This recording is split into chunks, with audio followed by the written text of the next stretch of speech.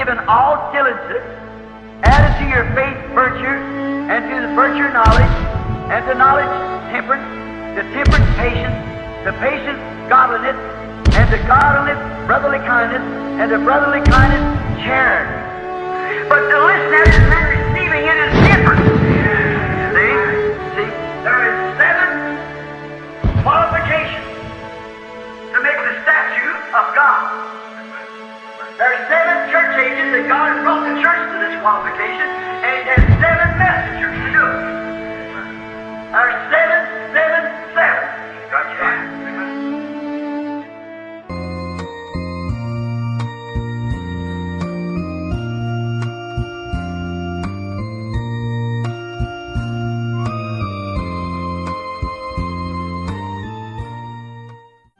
Bem, São João 14, nós vamos ler aqui uma escritura no versículo 10. São João 14, versículo 10. Está escrito assim: Não crês tu que eu estou no Pai e que o Pai está em mim? As palavras que vos digo, não as digo de mim mesmo, mas o Pai que está em mim é quem faz as obras. Vamos orar? Senhor, nós já temos lido a Tua Palavra, já temos ouvido testemunho, hinos que foram cantados, tantas coisas, Pai. Já poderíamos voltar para os nossos lares nos regozijando por termos visto um ao outro, por termos podido contemplar a face da compra do Teu sangue, estas pessoas pelas quais o Senhor derramou seu sangue. Mas, Pai, ainda temos um pouquinho de tempo e pedimos que o Senhor nos ajude. Queremos aproveitar bem este tempo aqui para aprendermos mais do Senhor, porque quanto mais aprendemos, nós queremos mais de Ti. Mas queremos mais de Ti. Não ficaremos conformados, não ficaremos satisfeitos enquanto não estivermos completos, prontos para encontrar com o Senhor nos ares. Ali sim estaremos no lugar que queremos estar, ao Teu lado para todo sempre. No nome de Jesus Cristo, nos ajuda nesse instante, é o que nós te pedimos em Teu nome. Amém. Podeis vos assentar. Bem, aqui eu desejo partilhar com vocês este assunto. Para quem estava naquela reunião na cidade de Franca, nós falamos sobre o dia da redenção, lá em Franca, vocês lembram? O dia da redenção. E nós, quem não pegou aquela parte, já está gravado, está à disposição já. Nós vamos, nesse culto, falar sobre testemunhas da redenção. Testemunhas da redenção. Jesus aqui, em São João capítulo 14, versículo 10, ele disse: Não crês tu que eu estou no Pai e que o Pai está em mim? Isto é um segredo que precisava ser revelado no tempo próprio. Eu no Pai, o Pai em mim. E somente o Pai em mim é que pode realizar as obras. Isto estava acontecendo exatamente ali nas ruas de Jerusalém, no Monte das Oliveiras, no Monte da Transfiguração, em todos aqueles lugares. O Pai, Espírito, em um corpo de carne, e aqueles discípulos poderiam ser testemunhas daquele ato. Mas chegaria o dia, assim como já falamos sobre o dia da redenção. O dia da redenção para você é quando você se manifesta como filho de Deus. Quando você pode se agregar no corpo de Cristo através do Espírito Santo. Cumprindo aquilo que Paulo diz, por o Espírito, somos todos batizados formando um corpo. Este é o dia para você da sua redenção. É quando você toma conhecimento de que você é liberto, porque antes disso você não sabia. Deus já tinha te redimido, mas você não sabia. Teria que chegar o tempo da sua manifestação como filho. Quando o Espírito Santo vai adentro, aquela corrente que o profeta fala na mensagem, sem dinheiro e sem preço, que foi amarrado do Calvário até o teu coração. E você lá no fundo do poço, e Deus aciona a sua manivela de amor e vai te trazendo até os pés do Calvário, para que você possa reconhecer que aquilo foi por você. Veja. Agora, os discípulos estavam testemunhando daquele ato. Deus em Cristo reconciliando o mundo. Mas chegaria o dia que aquilo seria mostrado mais uma parte. Versículo 20. Versículo 20 de João 14, versículo 20. Naquele dia, veja, porque naquele momento presente, o Pai estava naquele corpo de carne fazendo as obras, realizando. Mas no versículo 20 diz: naquele dia conhecereis que eu estou em meu Pai, e vós em mim, e eu em vós. Este é o dia. Naquele dia. Que dia é este? Será um dia futuro? Ou quando você já for arrebatado? Não, senhores. Naquele dia. No dia, quando você, como uma testemunha aqui na terra, pode testemunhar não só com suas palavras, mas com a sua vida, de que Jesus Cristo é o mesmo ontem, hoje e eternamente. Quando você puder ser uma testemunha viva do que aconteceu no passado, do que está acontecendo no presente, você estará cumprindo isso aqui. Naquele dia, vós conhecereis que eu estou no Pai, veja, vós em mim e eu em vós. Meus irmãos, isto são mistérios que estavam escondidos nas Escrituras, porque os teólogos não teriam como dar explicações sobre isso, mas que seria revelado justamente no tempo do entardecer, quando o sétimo anjo de Apocalipse 10:7 tocasse a sua trombeta. Na mensagem Senhor, senhores, é este o sinal do fim? Na página 30, o profeta diz: o soar da trombeta deste mensageiro, este sétimo anjo, ele está soando sua mensagem para a igreja de Laodiceia. Notem seu tipo de mensagem. Não foi para o primeiro anjo.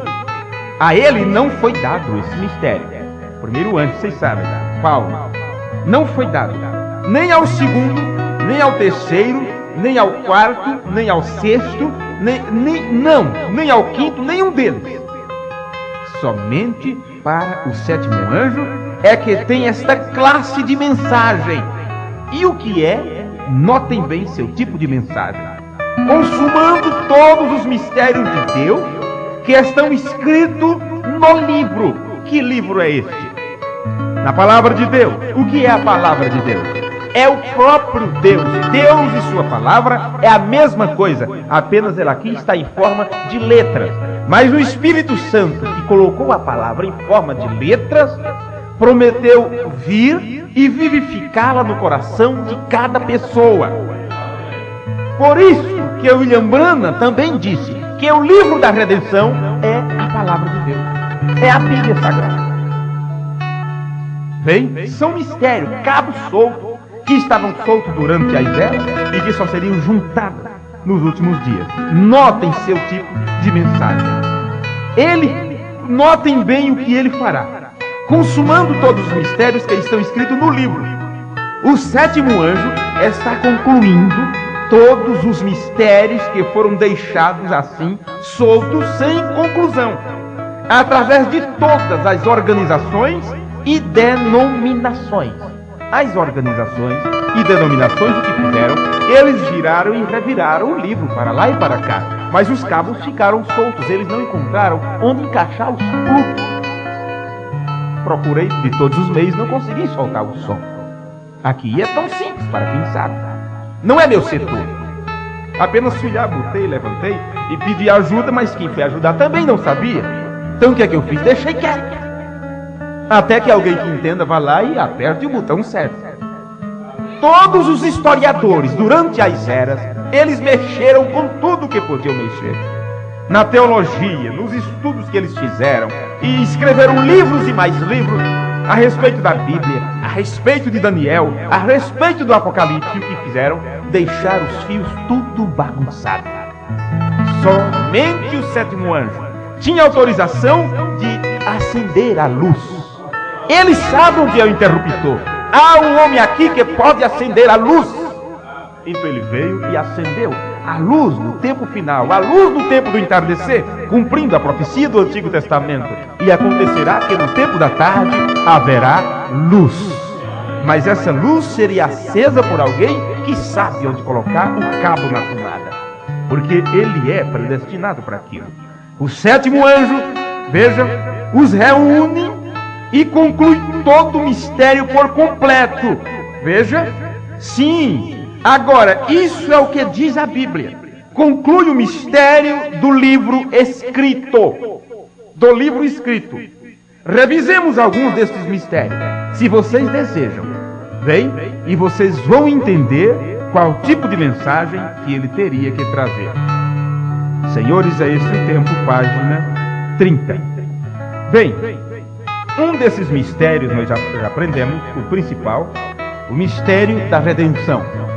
Você não conseguirá saber o mistério da redenção sem conhecer o mistério Alfa e Ômega. O Alfa e o Ômega sendo o mesmo que se manifestou no Oriente, se manifestando no Ocidente, porque é o mesmo ministério, é a mesma cabeça que se levantou lá no continente, no Oriente, também se manifestaria no Ocidente. O mesmo Jesus, no início da é toda a redenção. Tudo está dentro do plano da redenção. Qual é a missão do sétimo anjo de Apocalipse 10:7? Ele vem exatamente cumprindo. Nos dias da voz do sétimo anjo, todos os segredos de Deus serão revelados. Esses segredos de Deus onde estavam? Estavam dentro exatamente do livro selado com 7 selos. Que livro é esse que estava selado com os 7 selos? O livro de mistério. É o livro da redenção.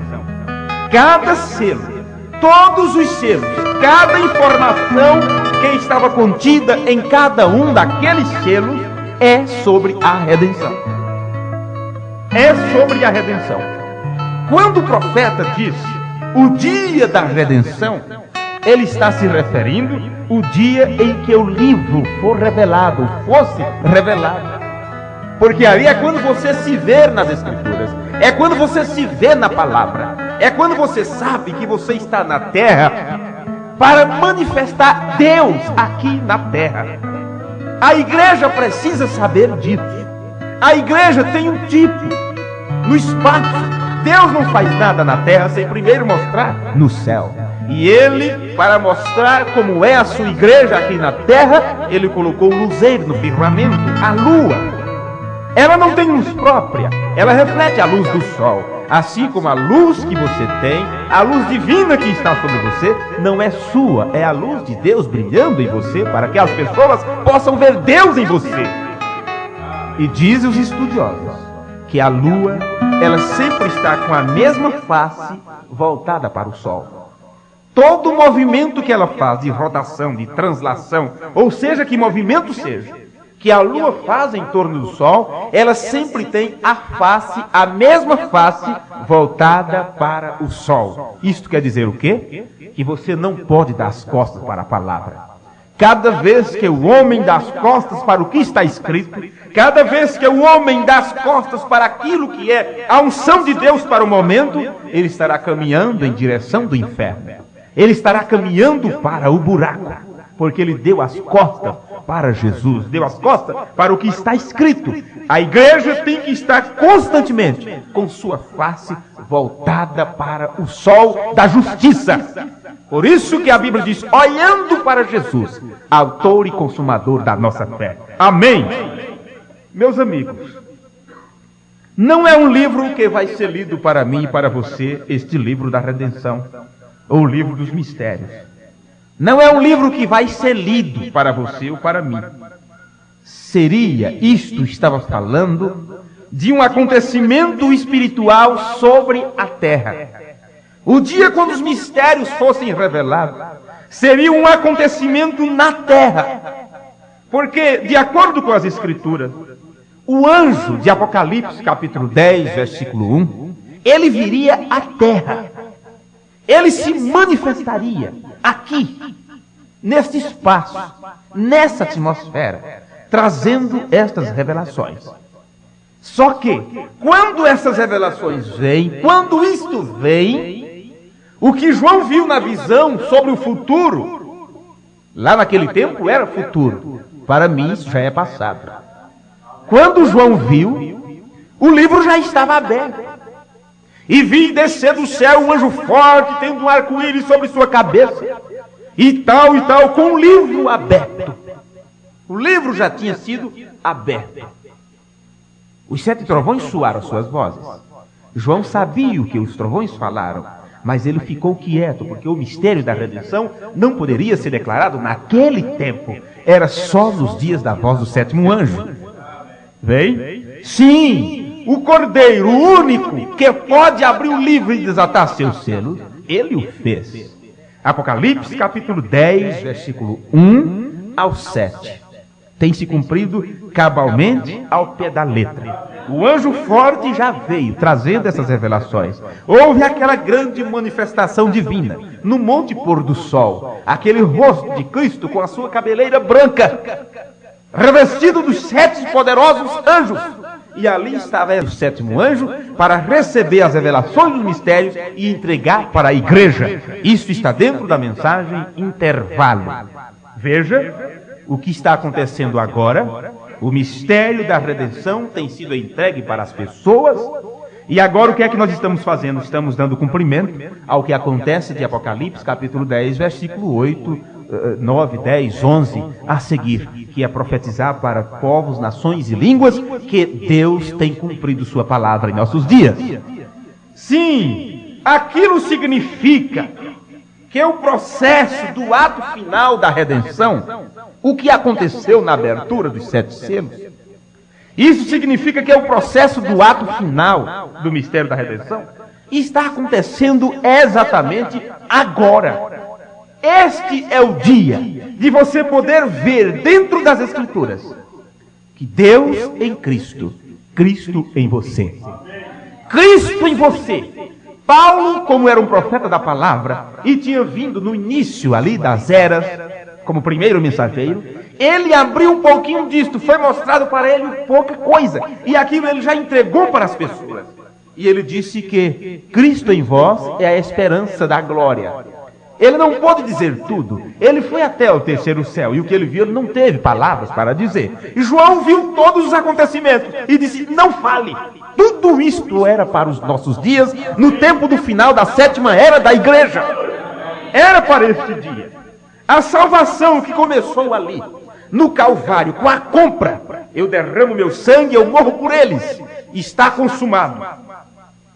Começou ali, mas tem que haver o dia da manifestação dos filhos de Deus. Tem que chegar o dia de cada filho de Deus se manifestar. Os filhos de Deus têm vindo através das eras. A era de Éfeso, de Esmirna, de Pérgamo, Tiatira, Sarde, Filadélfia. E os filhos de Deus da era pentecostal, que é a era de Laodiceia.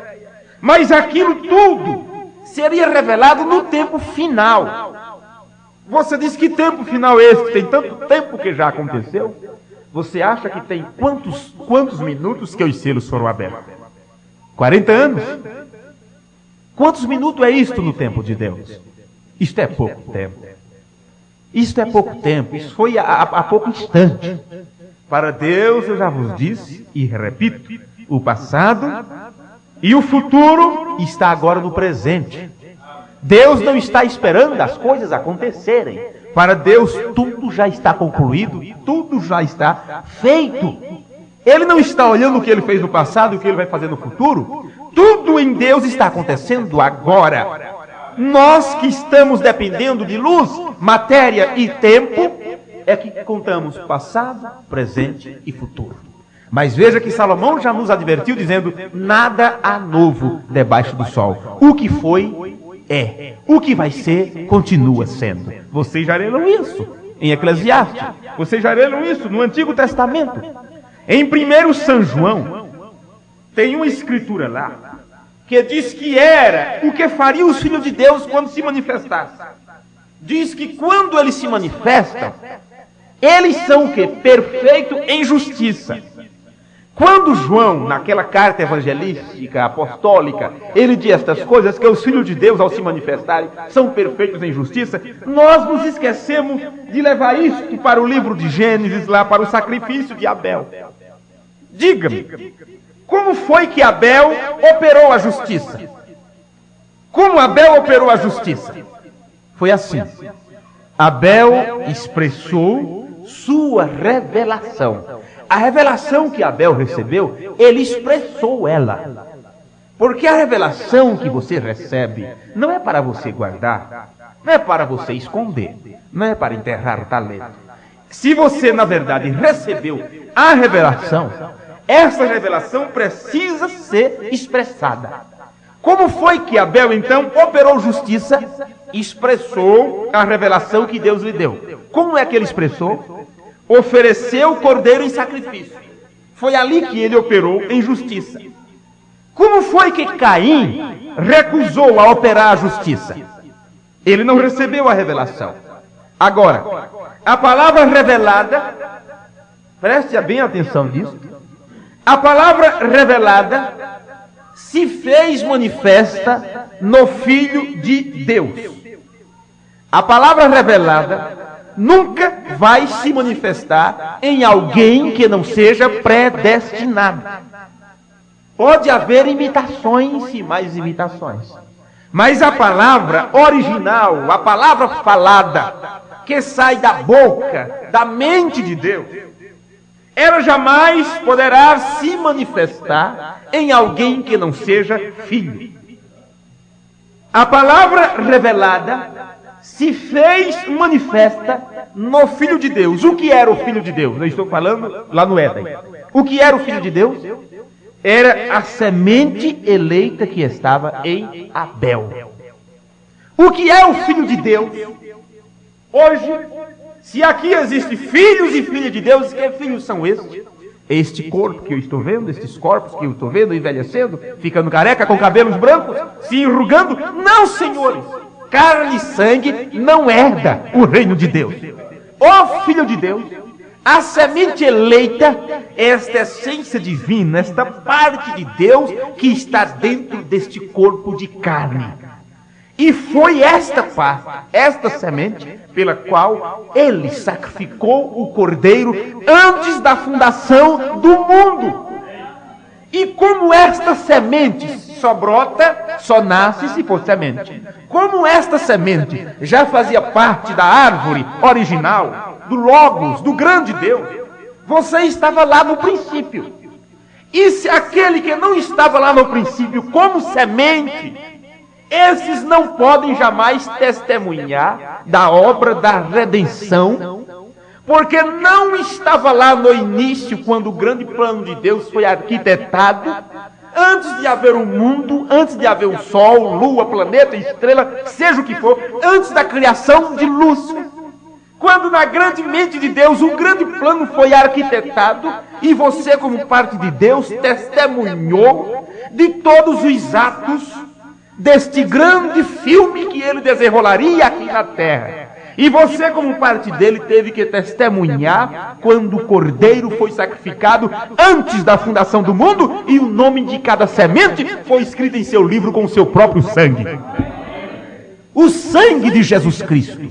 Você, o seu nome, aquele novo nome que ninguém sabe, aquele nome que você será chamado por ele, que o diabo não conhece, por isso que ele não pode te acusar. Naquele dia não haverá acusação contra você, porque o diabo tem acusação deste nome aqui terreno, deste corpo no qual você pecou. Mas a semente que era de Deus e que foi comprada pelo sangue, redimida de volta, o diabo não conhece, ele não sabe quem é.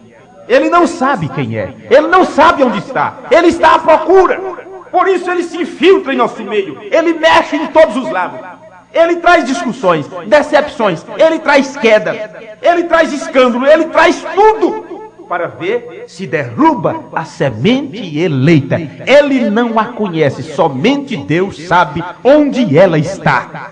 E para essa semente ele manifesta a palavra. Ele manifesta a palavra revelada. Quando isto aconteceu no princípio, aquela semente lá que estava no Éden, Abel, ela operou a justiça, a revelação que Deus lhe deu. Porque Deus disse que o seu sacrifício, o sacrifício de Abel, dava testemunho de que ele era justo. O que é ser justo? Nós já estudamos isto. Não há um homem justo a menos que seja um eleito, um predestinado. Você encontra muitas pessoas boas. Você encontra pessoas que têm um bom espírito até, pessoas que têm educação, pessoas que trabalham direito, mas não é um ser justo. Não existe ninguém bom na terra, não existe ninguém justo, a menos que se tenha o Espírito Santo de Deus. Porque Ele é o bom, Ele é o justo, Ele é o santo. Não há homem santo, Deus é santo. Não há igreja santa, há o Espírito Santo. Quando esse Espírito Santo está no homem, quando esse Espírito Santo está na igreja, então a igreja procura santificar, a igreja se separa, a igreja procura viver a palavra corretamente, porque ela está sendo testemunha de que Deus é santo, de que Deus é justo, de que Deus é bom. Quando alguém disse, bom mestre, ele disse, como é que você sabe que eu sou bom? Não há um bom senão Deus. Amém. Isto é o que diz a palavra. Todo homem, meus amigos, nasceu em pecado, longe da glória de Deus. Abel, como um homem, ele também nasceu em pecado. Ele veio ao mundo falando mentira. Ele saiu do ventre de sua mãe já com esta natureza. Veja, por que você nasce com esta natureza? Você diz, mas um bebezinho nunca fez nada de errado. O que fez uma criança de errado? Nada. Ela ainda não sabe o que é o certo e o errado, o bem e o mal. Por isso Deus diz, através de Paulo, na Epístola aos Romanos, antes que eles nascessem, sem ter feito mal algum, quando fala de Jacó e Esaú, eles eu amei um e aborreci ao outro. Por quê? Porque isto, um era semente, um tinha semente, um nasceu com aquela natureza, o outro não. Estas sementes de Deus são conhecidas antes de vir a este mundo, porque você não começou quando você nasceu, quando você deu seu primeiro gritinho. O seu início não é quando você estava no lombo dos seus pais, do seu avô ou do seu bisavô. Você veio bem antes disso. Você, em forma de semente, estava antes da fundação do mundo. Agora, meus amigos, veja bem isso aqui. Você diz, mas como pode o homem vir ao mundo falando mentiras? Não é que ele nasça falando mentira, é que ele vem com esta natureza. De onde herdou esta natureza? Do seu pai. De onde o seu pai herdou? Do seu pai. E isto vai até chegar nos nossos primeiros pais. E de onde eles herdaram? Do ato praticado pela serpente. Como foi que aconteceu aquele ato? Pelo engano de Satanás, quando ele, o grande espírito tenebroso Lúcifer, que se opôs a Deus, pôde usar a serpente, sabendo que ela tinha um corpo através do qual poderia ser gerado, onde os sangues poderiam ser misturados. Por isso Deus condenou a serpente e transformou todo o seu corpo. Ela começou a se arrastar para nunca mais acontecer esta mistura. Mas naquela mistura que houve no Éden, houve uma gravidez, houve o nascimento. Dali por diante todos nasceram em pecado. Porque o plano original de Deus, já aprendemos isto, não era nascer filhos através da via sexual. Deus tinha seu meio. O meio original de Deus, trazer filhos à terra, era o mesmo meio que ele usou para formar Adão. Ele formou o primeiro, e o poder estava em Adão em povoar a terra, através da árvore da vida. Mas antes que isto fosse feito, o diabo apresentou um atalho. Apresentou um atalho e ofereceu para Eva um caminho mais fácil. Chegaria o tempo em que o homem ia até a árvore da vida e teria o poder de gerar os filhos de Deus aqui na terra, trazer as sementes de Deus à existência. Como? Através da palavra falada. Porque a palavra falada é a semente original. Do jeito que Deus trouxe o primeiro homem e formou e criou Deus o homem à sua imagem e semelhança. Como ele criou o homem espírito? Como ele criou o homem espírito? De onde não existia? Era uma semente que estava em Deus, era um atributo de Deus. E pôs aquela semente em um corpo fazendo do pó, do barro, da terra. Deus fez o primeiro, o homem, como um pequeno Deus, daria continuidade ao trabalho da criação. O diabo se infiltrou, porque o diabo não poderia trazer ninguém assim através da palavra falada. O diabo engendrou um meio, e dali por diante, então, a raça humana ficou condicionada a vir daquele jeito. Por isso que Deus disse para Eva: com dor terás filhos, porque não haveria isso. Com dor terás filhos. Dali para cá, todos nós nascemos com esta natureza. Esta natureza foi abolida por Jesus Cristo no Calvário. Esta natureza pecaminosa, a qual o homem já nasce, a criança que nasce já em pecado, o pecado original foi abolido por Cristo. Por isso que quando você chega no conhecimento do certo e do errado, você precisa daquele passo de fé para ser batizado em nome do Senhor Jesus Cristo, dizendo: eu quero que essa natureza velha, que tem brotado em mim, que tem me feito mentir, que tem me feito adulterar, que me tem feito fazer isto, fazer aquilo, eu quero ficar livre disso. E qual é o meio? Entendendo que é a redenção e dizendo: Senhor, eu sou parte tua. Aquela compra foi por mim também. Então eu aceito aquele sacrifício em propiciação pelos meus pecados. Veja, ele veio do ventre de sua mãe falando mentiras. Abel, ele foi tomado em iniquidade, precisava que houvesse um sacrifício, um derramamento de sangue, mas era um mistério. Como se tornar testemunha disto? Era um mistério para Abel, mas Deus lhe mostrou um pouquinho, e quando Deus lhe revelou uma parte, ele então ofereceu um cordeiro. Por quê? Aquela semente que estava em Abel era testemunha daquele ato antes da fundação do mundo. Antes da fundação do mundo. Leia no livro de Apocalipse, que fala do livro da vida do cordeiro, que foi morto quando? Antes da fundação do mundo. Como Abel, aquela semente eleita, estava presente naquele ato e era uma testemunha, no tempo certo, o Espírito Santo veio, trouxe aquela revelação.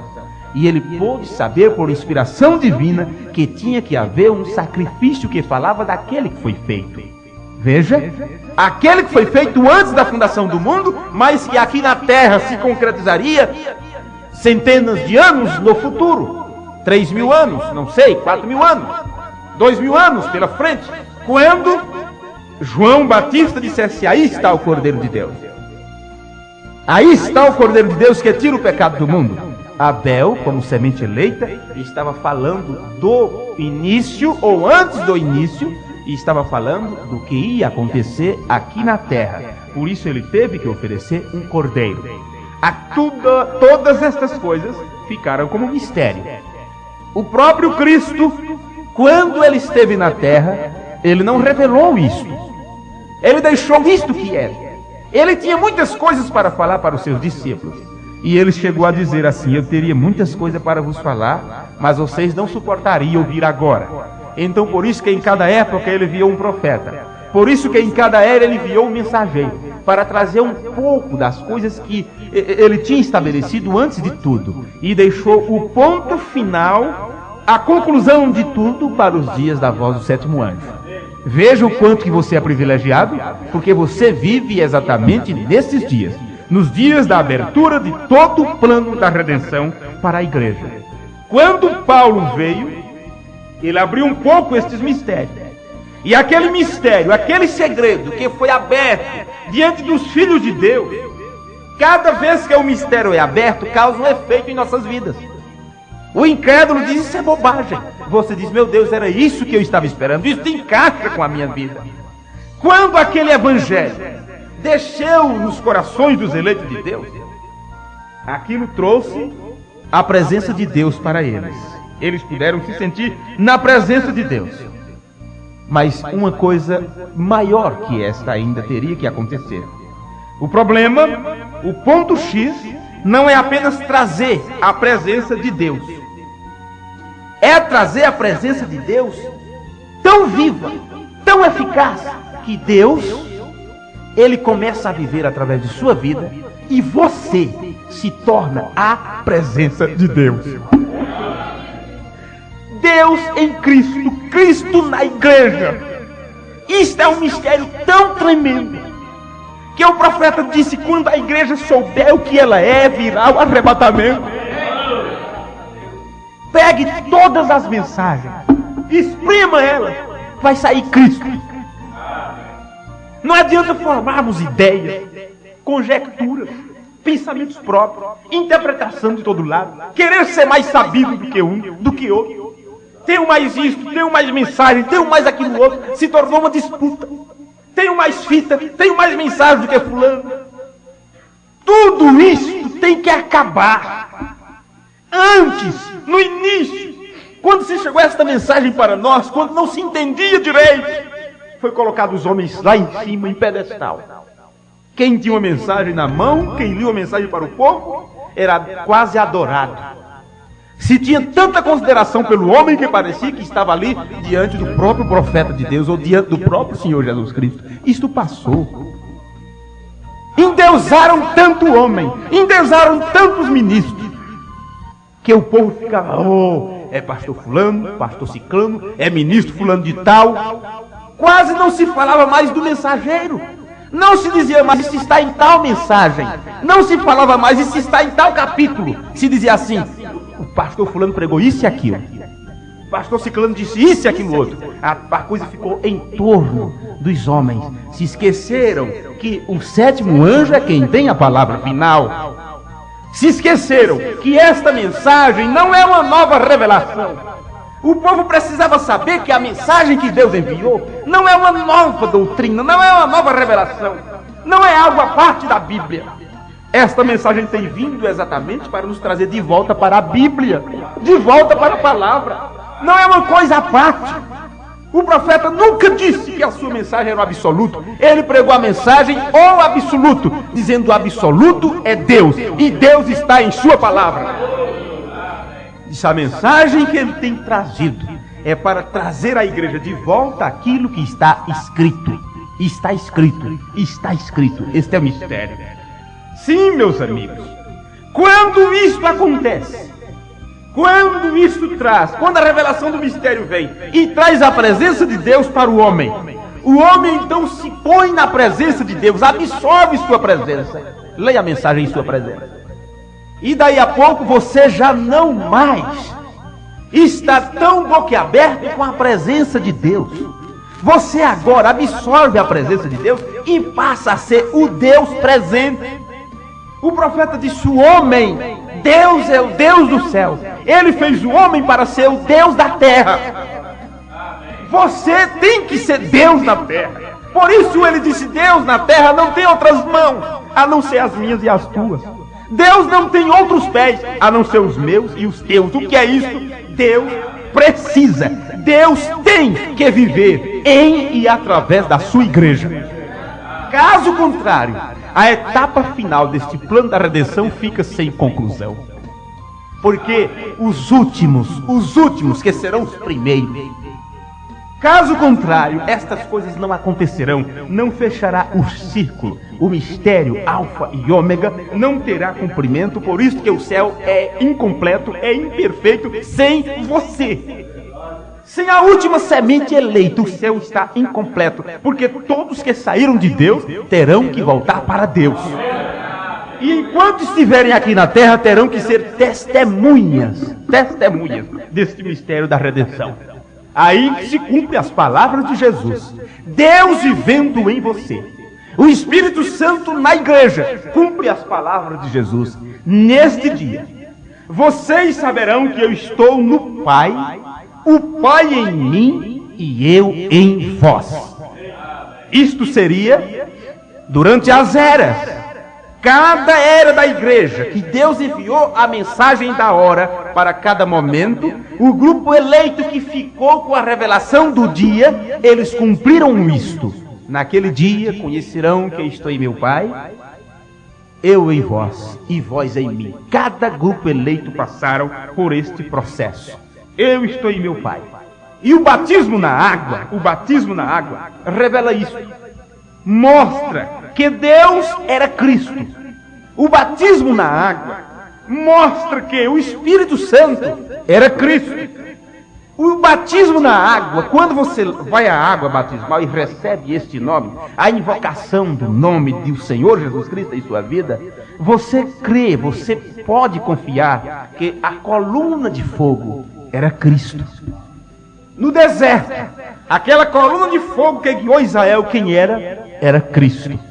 A pedra do qual jorrou água, quem era? Era Cristo. Quem era a coluna de fogo que derrubou Paulo no caminho de Damasco? Ele disse, era Cristo. Eu sou Jesus, a quem vos persegue.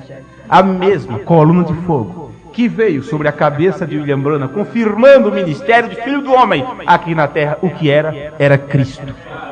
Leia a mensagem Perguntas e Respostas, creio que é número 4 ou número 2, onde pergunta, irmão Branham, o que é a unção? Ele disse, a unção é uma pessoa, é a pessoa de Cristo.